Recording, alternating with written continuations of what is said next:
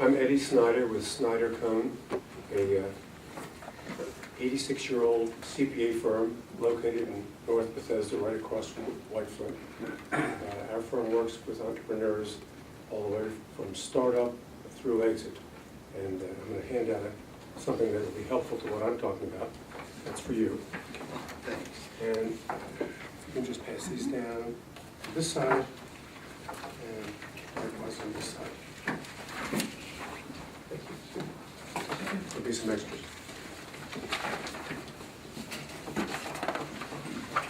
So in terms of our general topic of how to find funding sources, communicate financials, and winning business plans, I'm going to cover a little bit of the middle part. Our firm does tax returns and financial statements and planning of taxes and all sorts of personal and business finances. But we are also known as terrific business consultants. And on the back of the business card, you'll see our tagline, which is supporting the life cycle of success. In addition to working with startups and those who businesses that grow and need financing, we actually are affiliated with a company that, like Herb's company, sells businesses. So we work with succession of all sorts as well. So the topic that I chose to facilitate this morning is tips on preparing a loan request. So there's this company called Fox's Washington Carr Repair Inc. We like that. You like that company? You could imagine how long it took them to select the name. And just because none of the nice guys like Tim, but those bad guys who are the skeptics, you call it, they're probably not bad people, but the ones who don't know you, it's important to give them some information that will help facilitate a yes on your loan request. So we suggest a summary loan request and company background, which I'll get into in a few minutes, and then the historical financials. In addition to the historical ones, people want to know what are you going to do with the money, and also how are you going to do. So particularly in a growing business, your past is not your future. So you need to put together a forecast of some sort, and typically 3 years is what's done. Financial statements of Fox's Washington Carr Repair Inc. for the last 3 years, and I'm assuming here it's a calendar year like most companies. And then our accounting firm tries to be very progressive, so we actually have in here the financial statements through March 31st, 2013, even though it's only Valentine's Day, February 14th. And now I did that as an example because it's unusual that we'd be talking about a loan request so early in the year that there would not be a need for interim statements. So if this was September, you'd expect to have financial statements through June or August. So I put that in there because interim statements are typically also what communicates your story.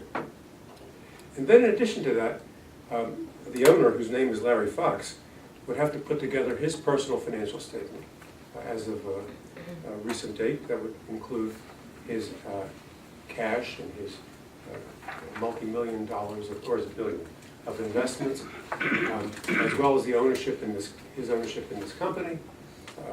It would list his retirement assets, even though they may not be pledged, etc., to show what's there, real estate, mortgages, other liabilities, and ultimately what the net worth is. Because for almost any business of a certain size, there's a personal guarantee involved, so they need to see that. A comment on that.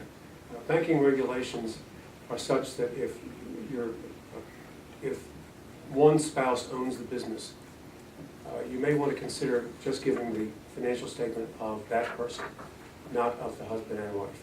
If you do it with the husband and wife, they have a right to have both signed, and there are rules on that Tim knows better than I do. But it's just a point that a lot of people don't know. And then in terms of the income tax returns, once again, the business returns for the last 3 years, Larry's return, the owner's return for the last 3 years. And I picked selected legal documents. These don't necessarily mean anything in any particular situation, but this was an actual case where I had a client that was getting a loan on a store, a retail operation.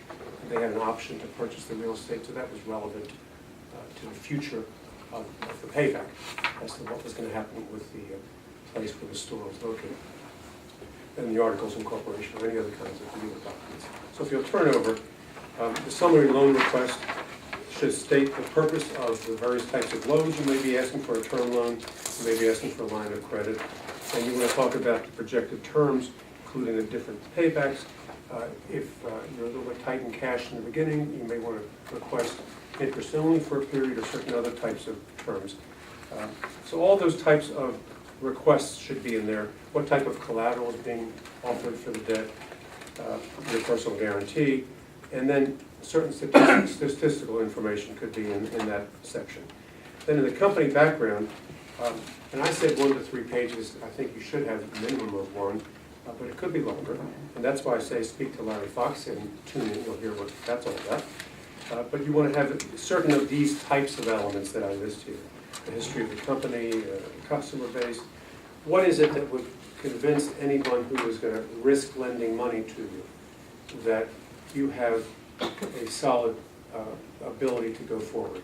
And if your competition is going to take you over and put you out of business, that's kind of important. And if they're not, you need to stipulate what the competition is all about. In either generic terms or in some industries selected particular competitors. And management's terribly important. So knowing what your background is, both in business, if you have that, and also in the particular industry that you are operating. So that's important. And that's not just for the skeptic credit people behind the scenes, but also for the relationship person that you're talking to in a particular bank. All of these things are terribly important to communicate your story. And I recommend that you have a lot of this stuff, and particularly what Larry's going to talk about, for yourself and for your own business. Talking honestly to yourself in writing, regardless of whether you are going after money today or tomorrow.